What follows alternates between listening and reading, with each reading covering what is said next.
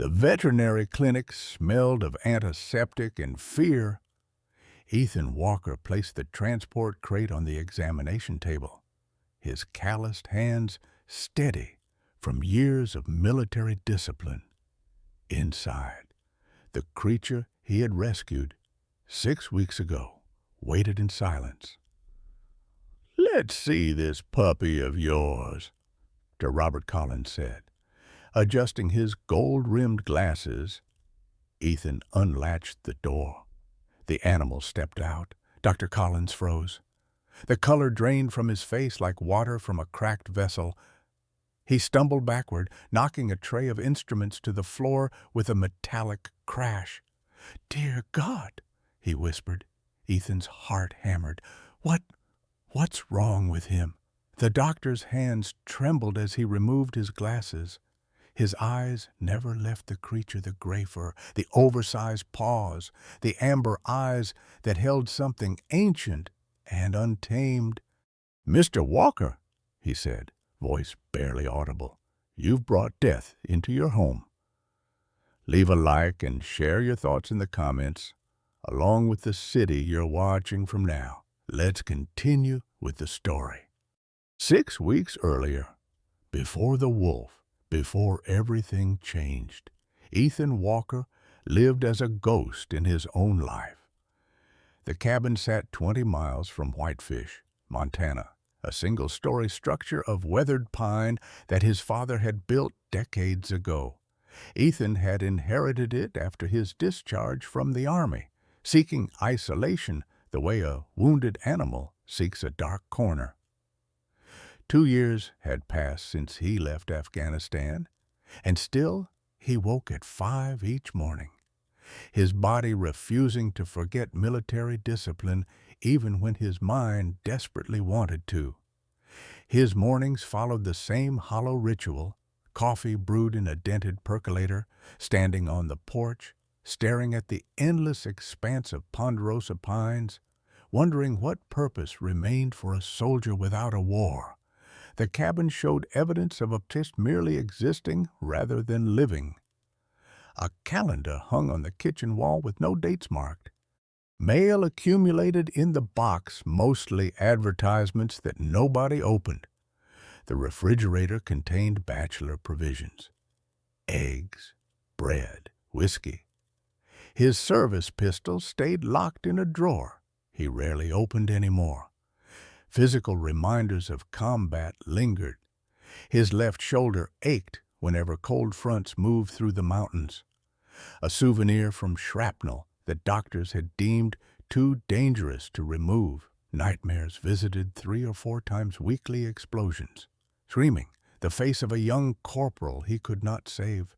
Ethan would wake drenched in sweat, reaching for a weapon that was not there. On his desk sat a photograph in a dusty frame. Emma, his daughter, aged 10, gap-toothed smile bright as Montana sunshine. She was 28 now, living somewhere in Seattle. They had not spoken in 3 years. The last conversation played on repeat in his memory like a broken record. "You chose your country over your family," she had said, voice sharp with accumulated hurt. He had tried explaining about duty, about honor, about the obligation he felt to his fellow soldiers. She had hung up before he finished. Her mother, his ex-wife, Margaret, had divorced him during his second deployment. Emma, 16 at the time, chose to stay with her mother. Ethan could not blame either of them. He had been absent for most of Emma's childhood, present in body during brief leaves, but mentally still deployed in desert landscapes. His father would have known what to say. Thomas Walker had been a forest ranger, a man who understood both wilderness and human nature. He had taught young Ethan to track animals, to read weather patterns in cloud formations, to respect the raw power of nature. "The wilderness doesn't need us, son," his father once said during a camping trip. "We need it. Remember that." Thomas died fighting a forest fire when Ethan was 20, rushing into flames to save a family of hikers. Ethan enlisted the following week, channeling grief into purpose. Now that purpose had evaporated, leaving him stranded in his father's cabin with nothing but memories and regret. The storm arrived without warning, transforming the Montana evening into chaos. Ethan sat beside the fireplace, attempting to read a novel about mountaineering that failed to hold his attention. Outside, wind howled through the pines like something alive and angry. Rain hammered the cabin roof in relentless waves, each gust stronger than the last. The electricity flickered twice, then stabilized, casting uncertain shadows across the wooden walls. He set down the book and listened. October storms in Montana could be brutal, but this one possessed unusual ferocity. The Weather Service had predicted light showers. Instead, nature delivered fury 60-mile-per-hour winds that bent century-old trees like supplicants before an angry God. Then he heard it, a sound that did not belong to wind or rain, high-pitched, weak, almost swallowed by the storm's roar. Ethan tilted his head, straining to identify the source. The sound came again, clearer this time. A cry, desperate and fading, like something small surrendering to the inevitable. Without conscious decision, he was moving. Rain jacket grabbed from the hook by the door. Flashlight retrieved from the emergency drawer. Boots stomped into with practiced efficiency. The soldier in him responded to distress signals automatically, even after 2 years of civilian life. The storm assaulted him immediately upon opening the door. Rain drove horizontally, stinging exposed skin like tiny needles. Mud sucked at his boots with each step. The flashlight beam cut through darkness, illuminating silver curtains of rainfall and violently swaying branches.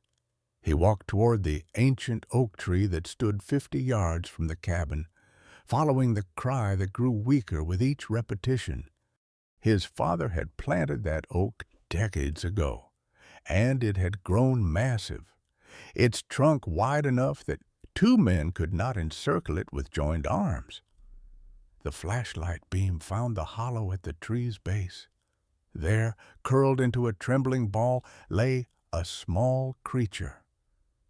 Dark gray fur matted with rain and mud, ribs visible through sodden coat, 4 legs tucked beneath a body that shook with cold and exhaustion, eyes closed as if already accepting death. A puppy, Ethan muttered, his heart constricting. Some bastard abandoned you out here. Memories surfaced unbidden. Afghanistan, a village on the outskirts of Kandahar, a stray dog that had attached itself to his unit. The soldiers had named him Sergeant, fed him scraps, let him sleep in their quarters. Sergeant had saved 3 lives by barking at an approaching insurgent in the night. He had died from a roadside bomb meant for the convoy, and Ethan had wept for the first time since his father's funeral. He shook off the memory and knelt beside the hollow. The creature did not react to his presence, too weak for fear. Ethan stripped off his rain jacket and wrapped it around the small body, feeling fragile bones and rapid, thready heartbeat beneath his fingers. "Hold on, little one," he whispered. "I've got you now." He cradled the bundle against his chest and ran back toward the cabin, rain pelting his unprotected back. The creature weighed almost nothing. Light as grief, fragile as hope, inside a warmth enveloped them both. Ethan knelt before the fireplace, adding logs until flames roared high and hot. He laid the creature on an old wool blanket, then retrieved the towels from the bathroom. Carefully, methodically, he dried the sodden fur, working with gentleness that surprised him. The creature stirred, eyes opened slowly, revealing irises the color of amber honey. Clear and deep as mountain pools, they fixed on Ethan's face with an intensity that made him catch his breath. "Hello there," he said softly, and found himself smiling. When had he last smiled? Months. Certainly, perhaps longer. The creature blinked once, twice, then pushed its head into Ethan's palm.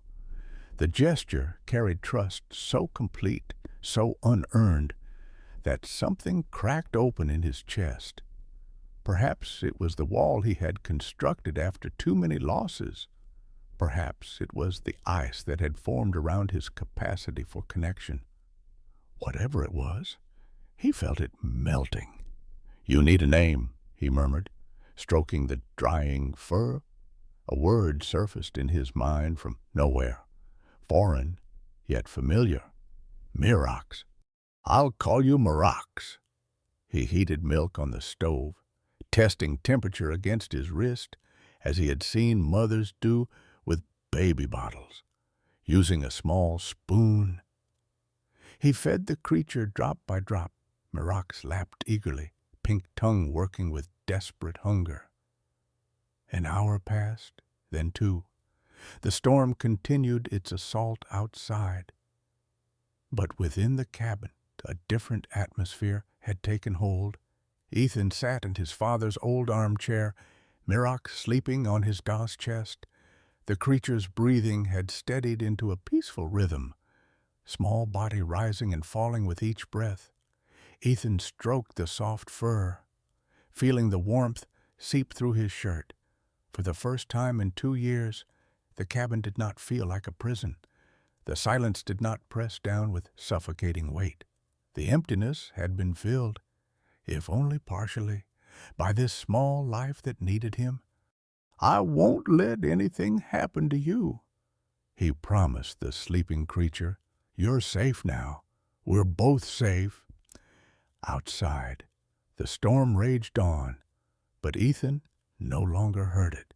He closed his eyes, one hand resting protectively on Mirax's back, and for the first night in months, he did not dream of explosions or death.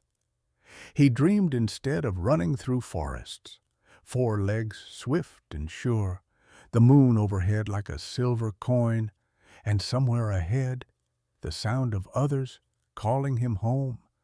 The first 3 weeks passed in a blur of unexpected contentment. Mirax grew at a rate that should have alarmed Ethan, but he was too immersed in the joy of companionship to notice. Within 1 week, the creature had doubled in size. By the end of the second week, Mirax stood steady on legs that seemed too long for his body. His gray fur thickened into a dense coat that gleamed when sunlight touched it through the cabin windows. Ethan threw himself into caretaking with military precision. He established feeding schedules, purchased supplies from the pet store in Whitefish, and created a comfortable sleeping area near the fireplace. His days now had structure beyond mere survival. Wake at 5, feed Mirax, walk the perimeter of the property together, prepare meals, train basic commands, read in the evening with Mirax curled at his feet. For the first time in 2 years, Ethan laughed aloud. The sound startled him initially, rusty from disuse, but Mirax's antics, chasing his own tail, pouncing on fallen leaves, tilting his head at unfamiliar sounds, drew laughter from depths Ethan had forgotten existed. He stopped taking his pain medication for the shoulder injury. The ache remained, but somehow it bothered him less. The nightmares decreased in frequency. appearing perhaps once weekly instead of nightly. When he looked in the bathroom mirror, the haunted expression had softened slightly. Purpose had returned to his life. Carried on 4 legs and wrapped in gray fur, during the 3rd week, Ethan drove to town specifically to buy toys. He spent 40 minutes in the pet aisle, selecting rope pulls and rubber balls and squeaky animals. The cashier, a teenage girl with braces, smiled at his purchases.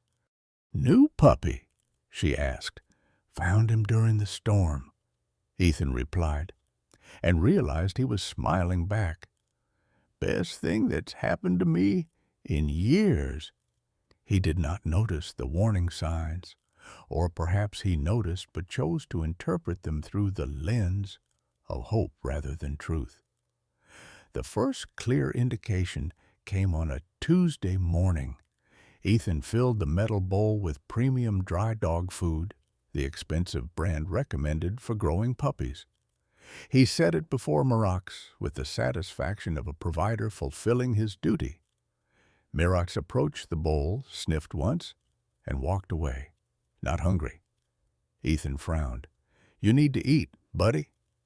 He tried a different brand the next day. Same result. Mirax would sniff the kibble, then turn his back with apparent disdain. Concern crept into Ethan's mind. Was Mirax sick? Had he contracted some illness from his time in the storm? The answer revealed itself accidentally. Ethan had purchased a steak for his own dinner, leaving it on the counter to reach room temperature. He turned his back for one moment to retrieve seasoning from the cupboard. A sound made him spin around. Mirax had leaped onto the counter, a feat that should have been impossible for a dog his size, and seized the raw meat in his jaws. He dropped to the floor and began eating with an intensity that bordered on violence. His teeth tore through flesh and sinew, small growls of satisfaction emanating from his throat. When he finished, he licked the floor clean of every trace of blood. "Well," Ethan said slowly, "I guess you prefer your meat raw." He chose to find this endearing rather than concerning. Some dogs were picky eaters. Some preferred certain textures. Nothing unusual about that. He began purchasing ground beef specifically for Mirax, feeding him raw portions that disappeared within seconds. The second sign appeared the following week. Ethan sat reading by the fireplace on a moonlit evening when Mirax suddenly stood rigid. The fur along his spine rose in a bristling line. A sound emerged from deep within his chest, not a bark, not a whine, but a low, rumbling growl that seemed to vibrate through the floorboards. "What is it, boy?" Ethan set down his book. Mirax stood before the window, body tense as coiled wire, amber eyes fixed on the darkness beyond. The growl continued, primal and threatening, a sound that raised the hair on Ethan's arms. He rose and looked outside. A bull elk stood at the forest's edge, magnificent antlers silhouetted against the night sky. It grazed peacefully on the meadow grass, unaware of being observed. Mirax lunged toward the door, claws scraping frantically against wood. He wanted out. He wanted to chase. Every muscle in his body strained toward the prey animal with single-minded intensity. This was not playful excitement. This was predatory focus, ancient and undiluted. "Easy," Ethan commanded, but his voice wavered. The elk raised its head, sensing danger through some primal awareness. It bounded away into the forest, disappearing within seconds. Mirax remained at the door, growl fading to a whine of frustration. Ethan returned to his chair, but the book no longer held his attention. He watched Mirax, who continued staring at the spot where the elk had vanished, and felt the first genuine stirring of unease. The third sign came at 3 in the morning. 1 week later, Ethan jolted awake, heart pounding, disoriented in darkness. A sound had penetrated his sleep, something unfamiliar, yet bone-deep familiar, calling to something primitive in his DNA. He stumbled into the living room. Mirox stood in the center of the floor, head thrown back, throat extended toward the ceiling. The sound that emerged from him was not a howl in the way dogs howl. This was something older, wilder. A call that resonated with frequencies humans had feared since they first huddled around fires in caves. Long, sustained, rising and falling in pitch, the howl filled the cabin and seemed to extend beyond its walls into the Montana wilderness. Ethan's skin erupted in gooseflesh. His military training screamed at him to recognize a threat, but his heart refused to categorize Mirox as dangerous. Then, from far away, came an answering cry. Another howl, then another. Distant voices joining in a chorus that echoed across valleys and mountains. Mirox's ears pricked forward, his entire body orienting toward the sound like a compass needle finding north. "What are you?" Ethan whispered. Mirox stopped howling and turned to face him. In the moonlight streaming through the window, those amber eyes held something that Ethan could not name. Intelligence, yes, but also wildness. Connection to him, but also to something beyond human understanding. Then Mirox walked over and pushed his head into Ethan's palm, the gesture of trust and affection that had become their ritual. But this time, Ethan's hand trembled as he stroked the thick fur. The conflict had begun, love warring with doubt, attachment battling with growing certainty that something was profoundly different about this creature he had rescued. By morning, Ethan had made his decision. He would take Mirox to Dr. Collins, the veterinarian in Huache. A professional would examine him, confirm that he was simply an unusual dog breed, perhaps a husky mix, and put Ethan's mind at ease. He needed that reassurance. He needed to be told that what he loved was safe to love. Dr. Collins' words hung in the air like smoke from a discharged weapon. "What do you mean?" "Death," Ethan demanded, his voice sharper than intended. "He's just a puppy. I found him abandoned in a storm." The veterinarian did not respond immediately. Instead, he approached Mirox with the caution of a man nearing a cliff edge. His movements were slow, deliberate, telegraphing his intentions to the animal that watched him with those unsettling amber eyes. "May I examine him?" Dr. Collins asked. Ethan nodded, throat tight. The examination proceeded in tense silence. Dr. Collins lifted each paw, studying the structure with intense focus. He measured the width of the foot pads, noting how they spread across his palm like dinner plates. He examined the claws, thick, non-retractable, designed for traction on rough terrain rather than the delicate manipulation of domestic breeds. Next came the teeth. Mirox allowed the inspection with surprising patience, opening his mouth when the doctor gently pressed his jaw. Dr. Collins used a penlight, illuminating the dental structure. The canines were already prominent, longer, and more curved than any dog puppy would possess. The molars showed the characteristic carnassial pattern of obligate carnivores. "Notice the skull shape," the doctor murmured, more to himself than to Ethan. He ran his fingers along Mirax's muzzle. Elongated, the forehead slopes rather than forming the pronounced stop you see in domestic dogs, and these ears perfectly erect, positioned high on the skull, designed for detecting prey from miles away. Finally, he looked into those amber eyes and held the gaze for a long moment. Dr. Collins straightened and removed his latex gloves with a snap that made Ethan flinch. "Mr. Walker," he said, his voice carrying the weight of absolute certainty, "this is not a dog. This is not a hybrid. This is not a wolf-dog mix. What you have here is a pure-blooded gray wolf, Canis lupus, the same species that has roamed these mountains for thousands of years." The words struck Ethan like physical blows. "That's impossible," he protested weakly. "He's so gentle. He sleeps on my chest. He comes when I call. He's young." Dr. Collins interrupted. Approximately 2 months old.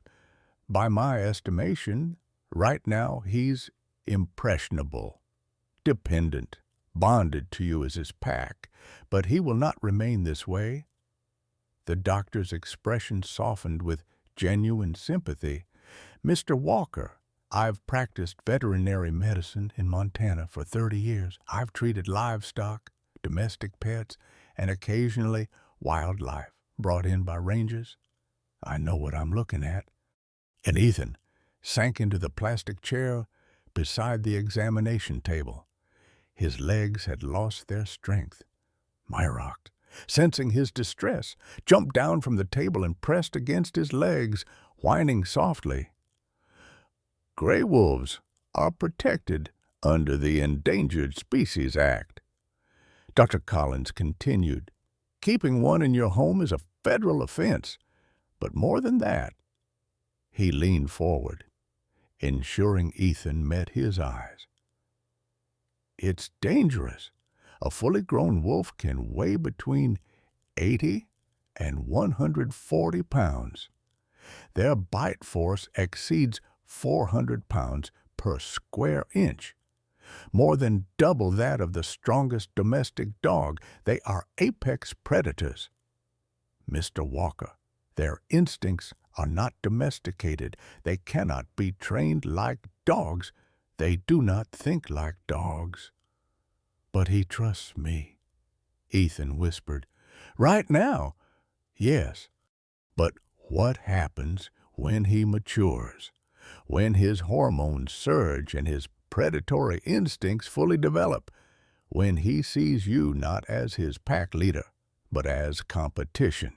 Dr. Collins shook his head sadly. "He won't attack you because he's evil or malicious. He'll attack because he's a wolf. It's his nature.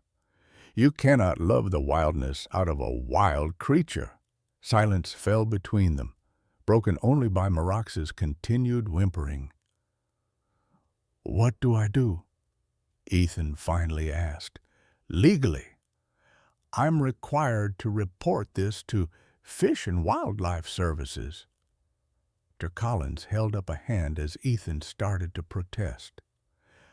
"However, I'm willing to give you 48 hours to find a proper solution. Contact a wildlife sanctuary. There are facilities equipped to handle wolves, places where he can be rehabilitated and potentially released back into the wild. That's where he belongs. Mr. Walker, not in your cabin." Ethan loaded Mirax back into the transport crate and drove home in numb silence. His mind churned with questions, denials, and the slow, painful dawning of truth. He kept glancing at the rearview mirror, at the crate where Mirax pressed his nose through the metal grate, amber eyes watching him with complete trust.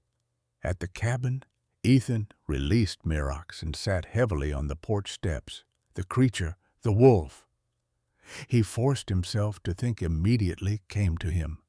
Pushing his head, into Ethan's palm with that familiar gesture of affection. But now Ethan saw everything differently. The oversized paws that had seemed merely puppy clumsy now appeared as what they were, foundations for a massive predator. The thick gray fur, the amber eyes, the elongate muzzle, the high-set ears, all pieces of a puzzle he had refused to assemble. "What am I going to do with you?" he murmured. Myrox looked up at him, and Ethan felt his heart splinter. He loved this creature. That love was real and profound. But a terrible question surfaced from depths he had tried to ignore. Did he love Myrox, or did he love the feeling of being needed? Had he rescued a helpless animal, or had he tried to fill his own emptiness with a life that didn't belong to him? Sleep evaded him that night. He lay in bed while Myrox curled on his blanket by the fireplace and stared at the ceiling as hours crawled past. The knock came at 7 in the morning. Ethan opened the door to find Deputy Sheriff Tom Reeves standing on his porch, hat in hand, expression apologetic but firm. "Morning, Mr. Walker," the deputy said. "Mind if I come in?" "We need to talk about the animal you're keeping here." Ethan's blood ran cold. "How did you know?" "Anonymous tip. Someone called the station yesterday evening." The Reeves peered past Ethan into the cabin where Myrox stood alert, watching the stranger. The deputy's eyes widened slightly. "Lord Almighty, that's no dog." "I just found out yesterday. I'm trying to find a sanctuary." Reeves raised a hand. "I believe you, son. But the law's the law. You've got 72 hours to surrender that animal to proper authorities or face federal charges. If you don't comply, Fish and Wildlife will come with a court order. And Mr. Walker, if they determine the animal poses a danger, they have the authority to euthanize." The word struck like a bullet. "They can't," Ethan breathed. 72 hours, Reeves repeated. "I'm sorry. I truly am. But that's the best I can do." After the deputy left, Ethan paced the cabin like a caged animal himself. He called wildlife sanctuaries across Montana, Idaho, Wyoming, all full, all underfunded, all apologetic, but unable to help. Each rejection felt like another door slamming. 68 hours remaining. In desperation, he decided to retrace Myrox's origins. Perhaps understanding how the wolf pup came to be orphaned would provide some answer, some solution he had not yet considered. He left Myrox secured in the cabin and hiked to the oak tree where he had found him. The storm's evidence had faded, but Ethan's military training and tracking had not. He searched the surrounding area in expanding circles, looking for any sign of how a wolf pup ended up alone in this spot. Half a mile north of the oak, he found her. The carcass lay in a shallow depression, partially covered by leaves and debris. Decomposition had advanced considerably, but the shape was unmistakable. A female wolf, larger than any dog Ethan had ever seen. Her fur had been gray, darkening to black along the spine. A bullet hole pierced her skull. Ethan knelt beside the remains, his stomach churning. Someone had shot this wolf, and based on the decomposition timeline, it had happened approximately when the storm struck the same night Ethan had found Myrox. This was Myrox's mother. Rage ignited in his chest. He searched the area with renewed intensity and found what he sought, a brass shell casing glinting in the underbrush. He picked it up. examining the markings. A .308 Winchester, hunting rifle caliber, common in Montana. But Ethan knew his neighbors. He knew their weapons. Harold Bennett, the 71-year-old who lived 3 miles east, the only person in the area who used that specific caliber. Harold, who had helped pull Ethan's truck from a snowdrift last winter. Harold, who had brought venison and homemade bread when Ethan first moved in. Harold, who had served in Vietnam and understood the weight soldiers carried. Harold, who had killed Mirox's mother. Ethan stood, fists clenched, trembling with fury and confusion. He wanted to confront Harold immediately, to demand explanation, to rage at the injustice. But another part of him remembered Harold's kindness, his generosity, the understanding in the old man's eyes when Ethan's nightmares had been visible in his haggard face. Had Harold known the wolf was a mother? Had he acted out of malice or fear for his livestock? Did it matter? Ethan looked toward the distant mountains where wolf packs roamed free, where Mirox's kin hunted and lived as they had for millennia. Then he looked back toward his cabin, where a young wolf waited for him with trust in his amber eyes. 64 hours remained, and Ethan had no idea how to save them both. 60 hours remained when Ethan began dismantling his life. He sat at the kitchen table with a legal pad, military precision guiding his calculations. The numbers stared back at him with brutal honesty. His monthly veteran's pension, $1,400. Total savings accumulated over 2 years of solitary living, $12,000. Money he had earmarked for his declining years, for medical expenses, for the inevitable costs of aging alone. The attorney in Whitefish, Mark Sullivan, had quoted his fee over the phone with professional detachment, $8,000 for legal representation against federal wildlife charges, non-negotiable, cash up front, administrative fees for harboring a protected species, minimum $2,500, potentially more if Fish and Wildlife decided to make an example of him. Transportation costs to the nearest wildlife sanctuary, willing to accept a wolf if he could find one, estimated at $1,200. The sanctuaries he had contacted were in Idaho and Wyoming, requiring specialized transport vehicles that cost more than standard animal carriers. Ethan's pen moved across the paper, subtracting figures until his savings column showed a negative number.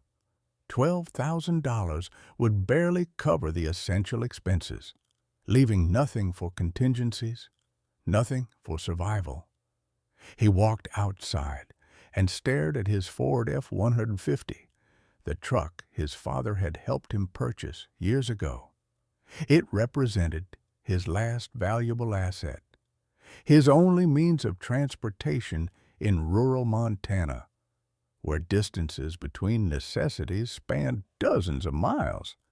The dealer in Whitefish offered $6,000, below market value, but Ethan lacked the luxury of time for negotiation. He signed the title transfer with a hand that wanted to tremble but refused out of stubborn pride. Walking home took 3 hours. Every step reinforced the weight of his sacrifice. That evening, he made the call to the bank about his cabin. The mortgage officer explained home equity loans with clinical efficiency. Ethan would be leveraging his sanctuary, his father's legacy, against the uncertain outcome of saving a wild animal. The irony did not escape him. His father had died protecting lives. Now, Ethan risked losing everything his father built to protect one life. He approved the paperwork. As he hung up the phone, his father's words echoed in memory. A man's worth is measured by what he sacrifices, not what he keeps. Thomas Walker had sacrificed everything in that forest fire. Ethan had always wondered if he possessed similar courage. Now he was learning the answer.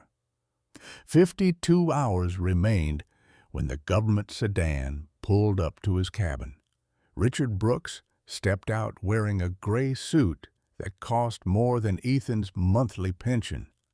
55 years old, silver hair slicked back, face composed in an expression that revealed nothing and everything simultaneously. He carried a leather briefcase and moved with the confidence of someone accustomed to holding power over others.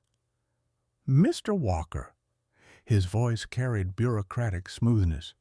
"Richard Brooks, Fish and Wildlife Services. May I come in?" Ethan had no choice. He stepped aside. Brooks entered and immediately spotted Mirox, who stood alert by the fireplace, watching the intruder with unmistakable wariness. The official's eye narrowed as he assessed the young wolf with professional calculation. "Magnificent specimen," Brooks murmured. "Pure gray wolf. Male, approximately 2 months old. Excellent health from what I can observe." He turned to Ethan. "You understand the severity of your situation, Mr. Walker. I'm working on finding a sanctuary. The sanctuaries are full. Budget cuts." Brooks set his briefcase on the table and opened it, extracting official documents. "Federal guidelines are quite clear. Unregistered wolves in private custody pose threats to public safety. I have the authority to order immediate euthanasia." The word hit Ethan like a physical blow. Mirox whimpered, sensing his distress. "However," Brooks continued, his voice dropping to a conspiratorial tone, "guidelines also allow for discretionary judgment. Circumstances can be interpreted various ways." He looked directly at Ethan. $5,000, and this entire matter disappears. No charge, no record, no euthanasia order. You find your sanctuary at leisure." Ethan stared at the man, comprehension dawning slowly. "You're asking for a bribe." "I'm offering a solution." Brooks smiled without warmth. "Consider it a consultation fee.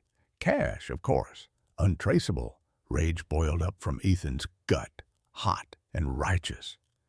He had spent his career serving a country that claimed to stand for justice. He had sacrificed years, relationships, his own mental health for principles he believed in. And now this bureaucrat in his expensive suit stood in Ethan's modest cabin, demanding money to not kill an innocent animal. "Get out," Ethan said quietly.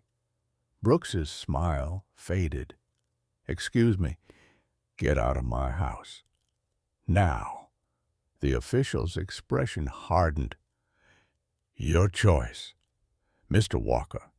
But understand this: in 48 hours, I'll return with authorization for euthanasia.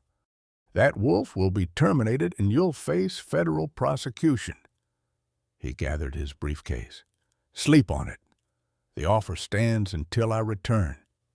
After Brooks left, Ethan collapsed into his chair, head in hands. Mirox immediately approached, pressing his warm body against Ethan's legs, offering comfort he could not understand was needed. 48 hours, 2 days, then Mirox would die, and Ethan would face prison. The knock came at sunset. Ethan had not moved from his chair, paralyzed by hopelessness. He assumed Brooks had returned with more threats. He opened the door, prepared for confrontation. Instead, he found his daughter, Emma Walker, stood on his porch, 28 years old, auburn hair pulled back in a practical ponytail, green eyes. Her mother's eyes scanning his face with an expression that mixed anger, concern, and something that might have been hope. Emma. His voice cracked on her name. I saw the article online, she said. Her tone carried the sharpness he remembered from their last conversation. Montana veteran faces prosecution for harboring wolf. Had to see for myself if my father had finally lost his mind. She pushed past him into the cabin, stopping short when she saw Mirox. The young wolf regarded her with curiosity, head tilted, amber eyes assessing this new human. He made no aggressive move, simply watched with intelligence that seemed to evaluate her worthiness. That's actually a wolf, Emma breathed. His name is Mirox. Emma turned to face her father, and he saw how much she had changed in 3 years. The angry teenager had matured into a woman, but the hurt remained visible in the set of her jaw, the way she held herself apart from him. Of course you named it, she said bitterly. Of course you got attached to something else instead of dealing with your actual responsibilities. Emma, no. She cut him off. Do you know why I came here? To yell at you. To tell you that once again you're choosing something else over your family, your country before, now a wild animal. Her voice trembled. You never fought for me like you're fighting for this wolf. The words struck deeper than any bullet could. Mirox, perhaps, sensing the emotional turbulence, walked slowly toward Emma. She tensed, but the wolf simply sat before her and looked up with those amber eyes that held no judgment, no recrimination, only pure presence. Emma stared down at him for a long moment. He trusts you, Ethan said softly. He doesn't trust many people. Why would he trust me? He doesn't know me. Maybe he sees what I see. Someone worth trusting. Emma's composure cracked.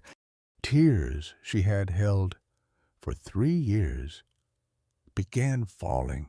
You never told me that. You never said you trusted me, or were proud of me, or I didn't know how. Ethan admitted, his own eyes burning. I still don't. But Emma, I'm trying to learn. Mirox is teaching me that love isn't about possession or control. It's about caring enough to let go when necessary. He took a shaky breath. I should have let go of my pride years ago. I should have fought for you. I'm sorry. Father and daughter stood separated by years of silence and hurt. Mirox remained between them, a bridge of fur and wildness connecting two broken humans. Emma knelt and tentatively touched the wolf's head. Mirox leaned into her palm, the same gesture of trust he showed Ethan. She laughed through her tears. What are you going to do? She asked, looking up at her father. I don't know. I've spent everything trying to find a solution. Some corrupt official wants a bribe. If I don't find a legitimate sanctuary in 48 hours, they'll kill him. Emma stood, wiping her face with her sleeve. Her expression had shifted from anger to determination, a look Ethan recognized as purely her mother's stubbornness combined with his own tactical thinking. I work in digital marketing, she said. Social media campaigns are my specialty. Give me your story, everything, Septus. The rescue, the discovery, the bureaucratic nightmare. People respond to this kind of thing. We'll crowdfund the legal fees and sanctuary costs. That could take weeks. Not if it goes viral. Veteran saves orphaned wolf. Government threatens euthanasia. It's exactly what people share. Trust me. That word again. Trust. Ethan nodded slowly.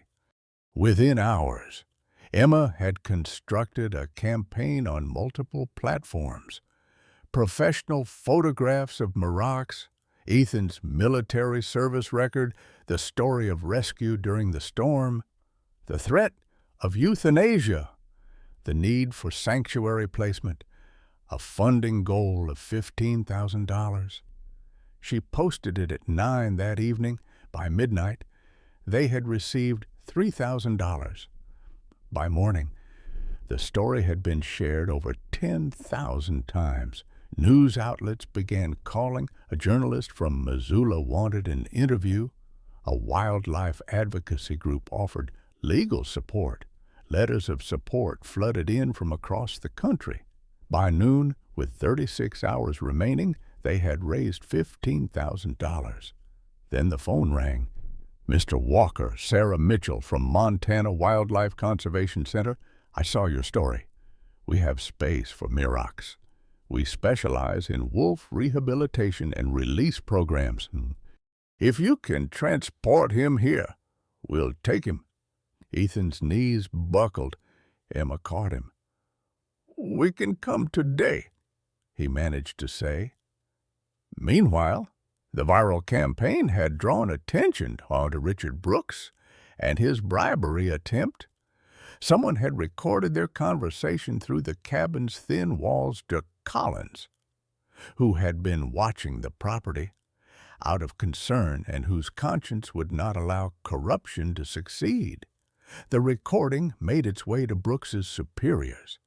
The official was suspended pending investigation before the day ended. Ethan received a call from a different fish and wildlife officer, one who apologized for the situation and confirmed that no charges would be filed given the circumstances. Ethan's willingness to surrender Mirax to proper facilities demonstrated good faith. As night fell with 30 hours still remaining, Ethan sat with Emma and Mirax in the cabin that suddenly felt less empty than it had in years. Tomorrow, they would take Mirax to the sanctuary. Tomorrow, Ethan would say goodbye. But tonight, he had his daughter back, his wolf beside him, and for the first time in years, he understood that sacrifice and love were often the same thing wearing different faces. The final day arrived, wrapped in autumn gold and heartbreak. Ethan woke before dawn, as he always did, but this morning carried weight that pressed against his chest like stones. Mirax lay on his blanket by the fireplace, amber eyes already open, watching Ethan with that uncanny awareness that had become familiar over the past weeks. Last day, buddy, Ethan whispered. He had planned every moment with military precision. Today would be perfect. Today would be the memory he carried forward when the cabin fell silent again. Emma slept in the spare room, having insisted on staying through the farewell. Her presence comforted him in ways he hadn't expected. 3 years of silence between them had begun dissolving like morning frost under sunlight. They had not resolved everything, perhaps they never would completely, but the foundation for rebuilding had been laid. Ethan prepared Mirax's breakfast with ceremonial care. The finest cuts of beef he could afford, raw and bloody, exactly as the wolf preferred. Mirax ate with his usual intensity, and Ethan memorized every detail, the powerful jaws working, the satisfied rumble from deep within his chest, the way his ears flattened slightly when fully focused on his meal after breakfast.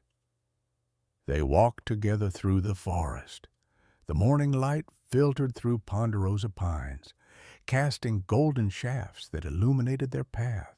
Mirax ranged ahead, nose to ground, cataloging scents with predatory precision. Occasionally he would stop, ears pricked forward, listening to sounds beyond human perception. Then he would look back at Ethan, ensuring his human companion followed before continuing his exploration. Ethan watched him move through the underbrush and saw what he had been denying. Mirax belonged here, not inside four walls, not dependent on human schedules and processed food, but here among the trees where his ancestors had hunted for millennia. His gray fur blended with tree bark and shadow. His movements carried grace that no domestic animal possessed. They reached a clearing where meadow grass grew tall and golden. Mirax bounded into the open space, leaping after grasshoppers, rolling in the dry vegetation, pure joy expressed through movement. Ethan sat on a fallen log and watched, embedding this image permanently into memory. His father's voice whispered from the past, "The wilderness doesn't need us. We need it." Thomas Walker would have understood this moment. He would have recognized the rightness of returning a wild creature to wildness, however much the heart protested.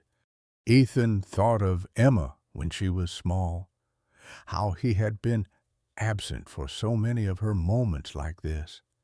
He had been deployed, serving his country, believing that sacrifice was love. Perhaps it was, partially. But he had missed her first steps, her first words, countless school plays and birthday celebrations. He had loved her from distance, through letters and sporadic phone calls. Mirax bounded back to him, panting happily, and pushed his head into Ethan's palm. That gesture, trust and affection combined, would haunt him for years to come. "You saved me," Ethan said softly, stroking the thick fur. "You gave me purpose when I had none. You taught me that loving something means wanting what's best for it, even when that means letting go." His voice broke slightly. "I hope I can learn to do that with Emma, too, to stop holding so tight to duty and learn to hold on to people instead." The wolf looked up at him with those amber eyes that seemed to understand far more than any animal should. They sat together in the clearing until the sun climbed higher. Two beings connected across the vast divide of species, bound by something that transcended words. The white van arrived at noon. Sarah Mitchell and her colleague Marcus stepped out wearing the green uniforms of the Montana Wildlife Conservation Center. They moved with professional efficiency, but also with kindness that Ethan appreciated. "Mr. Walker," Sarah said, extending her hand, "thank you for making this decision. I know it isn't easy." "Will he be okay?" Ethan asked, unable to keep desperation from his voice. "He'll receive the best care possible. We have other young wolves at the center. He'll learn to socialize with his own kind, develop hunting skills, understand pack dynamics. Our goal is eventual release back into the wilderness. He'll live the life nature intended for him." Emma stood beside her father, her hand finding his and squeezing tight. Mirax remained close to Ethan's leg, sensing the tension that permeated the air. Marcus brought out a large transport crate, its interior lined with soft bedding. He set it on the ground, with the door open, making no move to force anything. "Would you like to do this yourself?" Sarah asked gently. "Sometimes it's easier if the transfer comes from someone the animal trusts." Ethan nodded, throat too constricted for speech. He knelt before Mira, eye level with the creature who had transformed his existence. The wolf watched him with complete attention, ears forward, body still. "You have to go now," Ethan said, his voice barely audible. "These people will take care of you. They'll help you become what you're meant to be, wild and free and strong." Tears he could not stop began falling. "You won't remember me eventually. That's okay. That's how it should be. But I'll remember you every single day for the rest of my life." He wrapped his arms around Merax's neck, burying his face in the thick fur, breathing in the wild scent of him.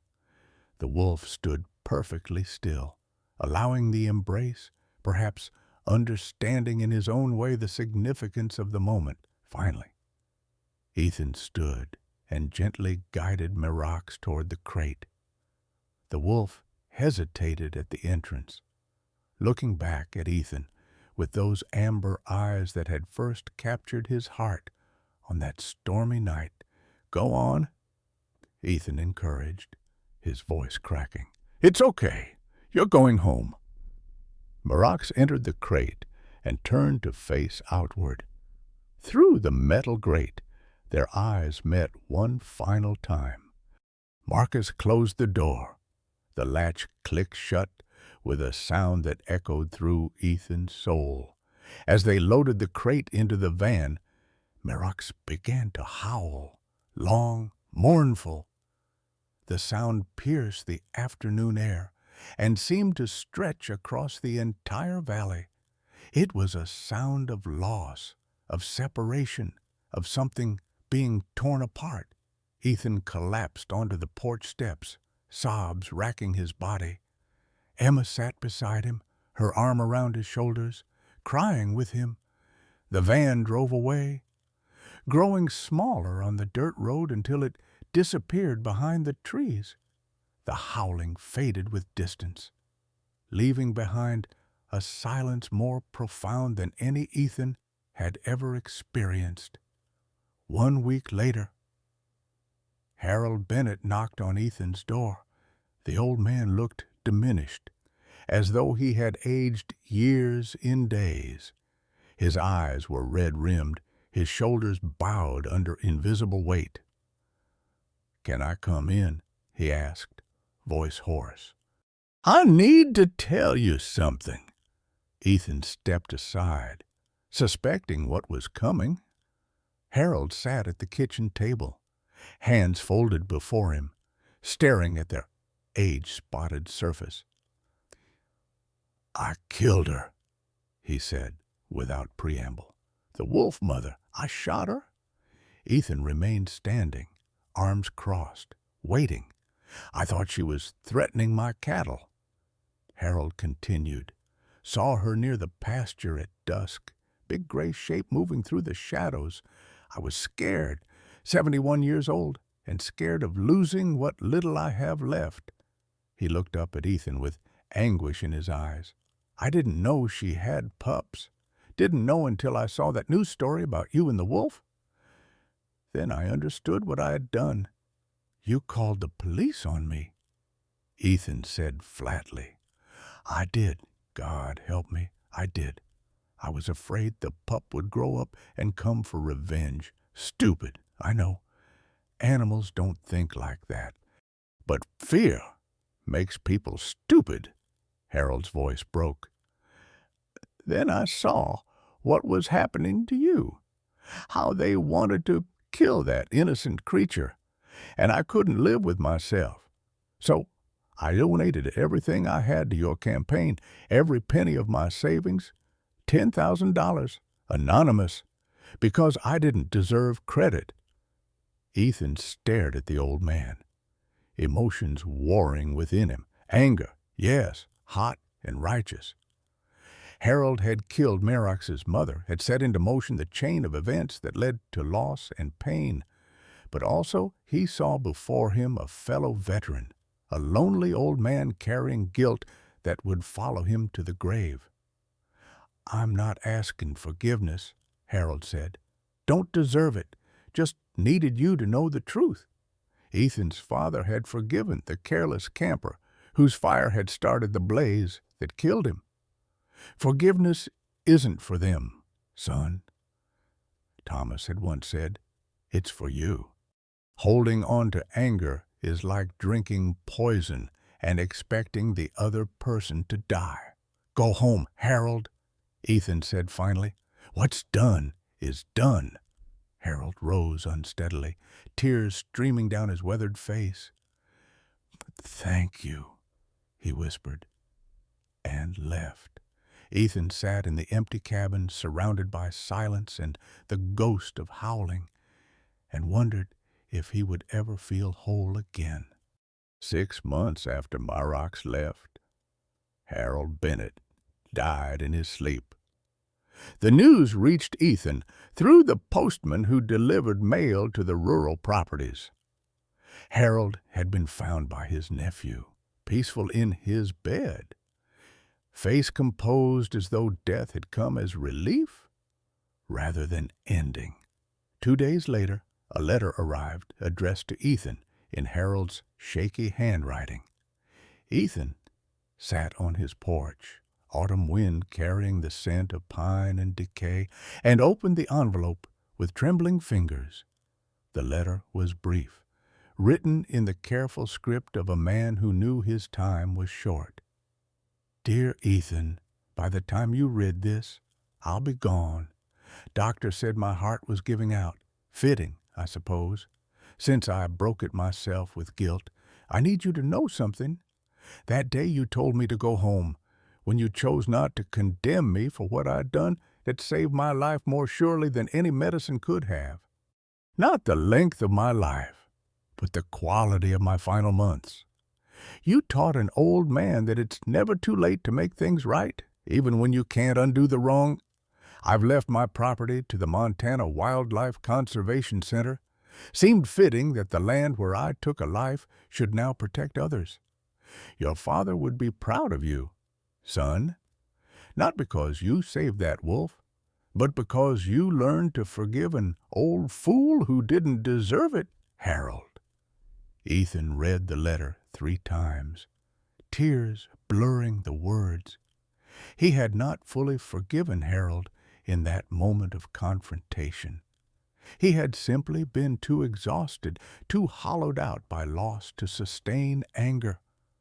But sitting on his porch, holding the words of a dead man, Ethan understood something profound. His reluctant mercy had freed Harold to die with peace. And in that same mercy, Ethan had freed himself from the poison of resentment. His father had been right. Forgiveness was never about the other person. It was about releasing the weight that dragged you down into darkness. Ethan folded the letter carefully and placed it in the drawer where he kept his father's photograph. He began living differently after that. The cabin felt less like a prison and more like a sanctuary. He started volunteering at the local Veterans Center, sharing his story of isolation and slow healing with others who struggled to find purpose after service. The work gave structure to his days and meaning to his experience. 1 year after Marox's departure, another letter arrived. This one bore the official letterhead of the Montana Wildlife Conservation Center. Sarah Mitchell had written personally, and Ethan's hands shook as he opened it. The letter began with formal updates about the facility and their programs, but quickly transitioned to the news he had desperately hoped for. I'm delighted to inform you that Marox has been successfully released into the wild. After 12 months of rehabilitation and socialization with our wolf pack, he demonstrated all necessary survival skills. We fitted him with a GPS tracking collar to monitor his progress. Within 3 weeks of release in the northern Yellowstone region, Marox integrated with an established pack of 7 wolves. Our tracking data shows he has adapted remarkably well. He hunts with the pack, follows appropriate social hierarchies, and by all measures has become a fully wild wolf. Enclosed is a photograph taken just before his release.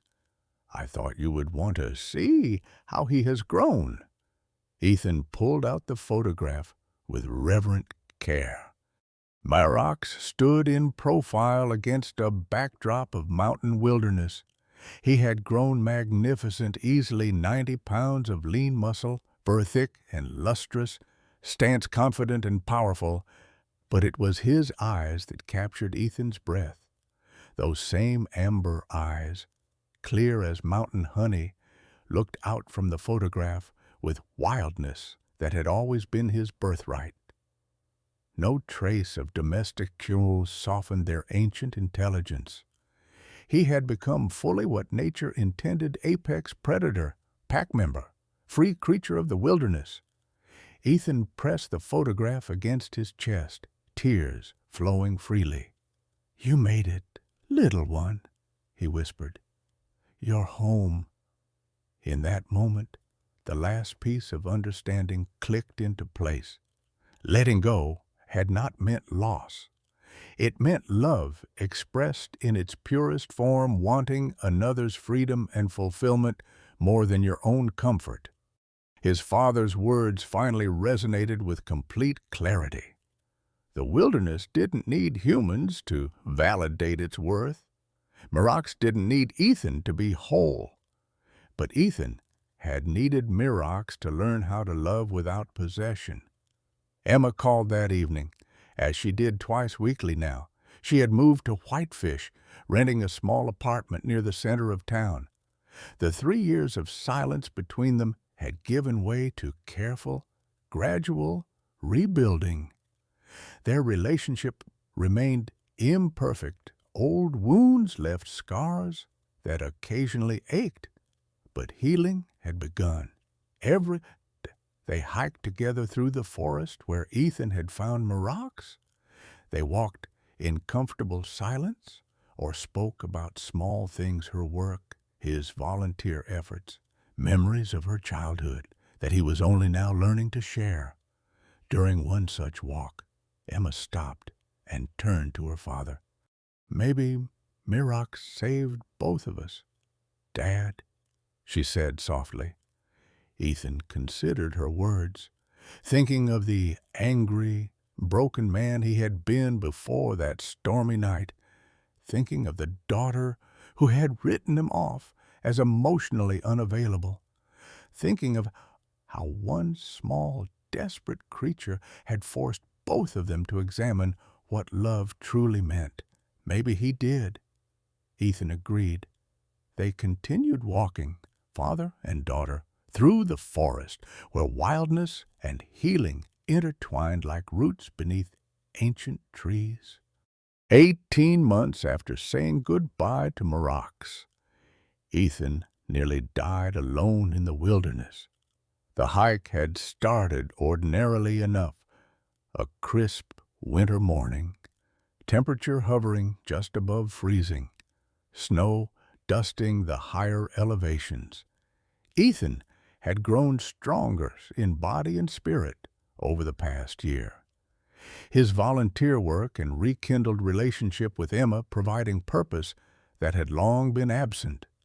Physical activity had become therapeutic, and he regularly explored the mountain trails surrounding his cabin. This particular morning, he ventured farther than usual, drawn by the beauty of the landscape and the peace it offered. The trail wound upward through dense forest before opening onto a rocky ridge that provided panoramic views of the valley below. He should have turned back when the clouds began gathering. Instead, he pressed forward, military stubbornness overriding caution. The accident happened without warning. A patch of black ice, invisible against dark rock. His boot slipped, arms windmilled uselessly as gravity claimed him.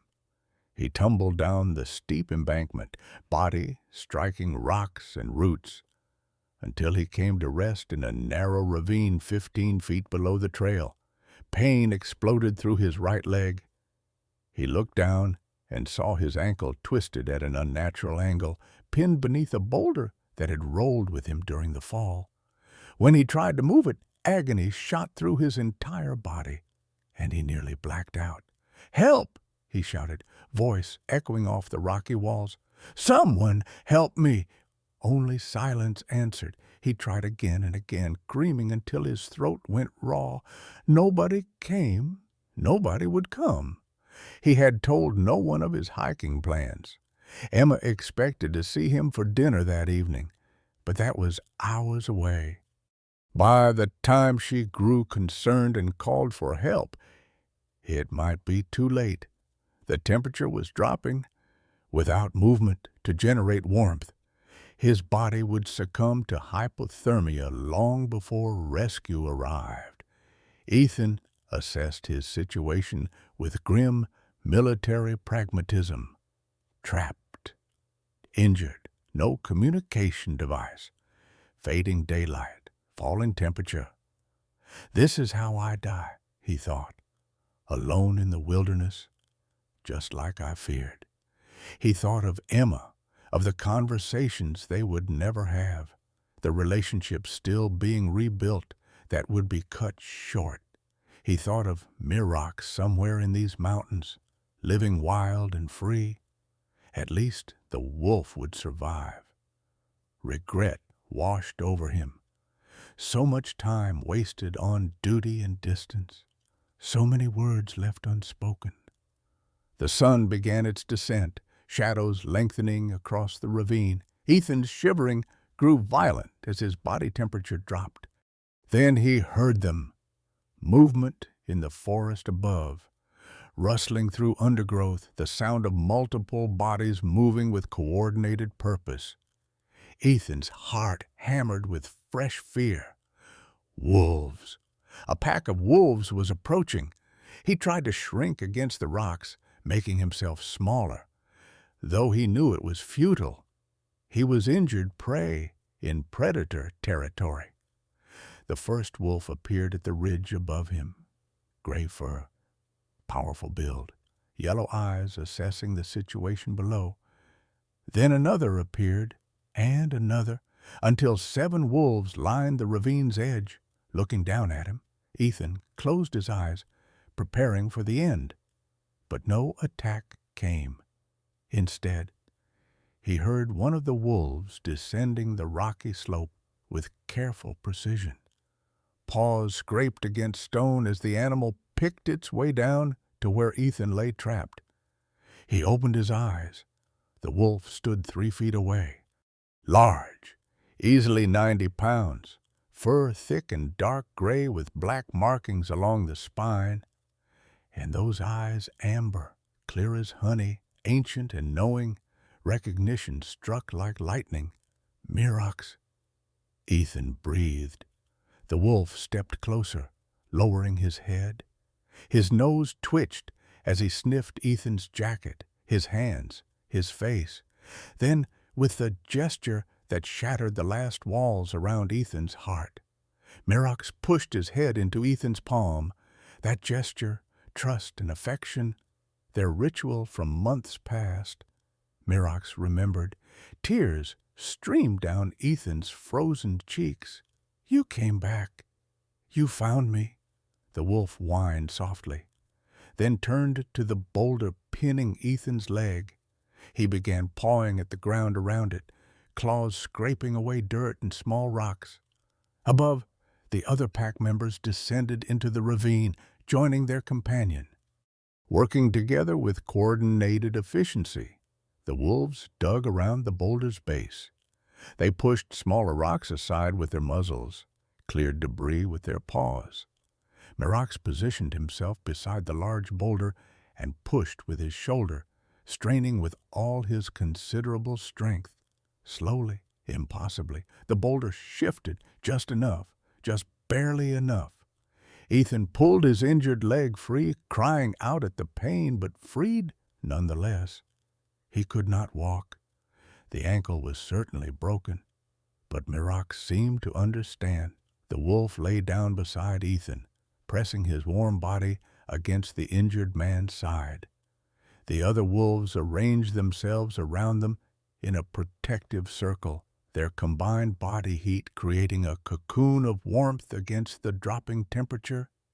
Ethan wrapped his arm around Mirax, burying his frozen fingers in the thick fur. "Thank you," he whispered. "Thank you." The pack remained through the night, guardians against cold and predators alike. When dawn broke pink and gold over the mountains, they rose silently and disappeared back into the wilderness from which they had come. Mirax paused at the top of the ridge, looking back one final time. Otoin. Those amber eyes met Ethan's across the distance. Then he was gone. Search and rescue found Ethan 2 hours later, following tracks and Emma's frantic calls. When he told them about the wolves, they exchanged skeptical glances. But they could not explain the paw prints circling the area where he lay, or how he had survived the freezing night without shelter. Emma believed him. "Mirax never forgot," she said, holding her father's hand in the hospital room. "He came back for you." Ethan nodded, unable to speak past the lump in his throat. The wolf he had saved him in return. The circle was complete.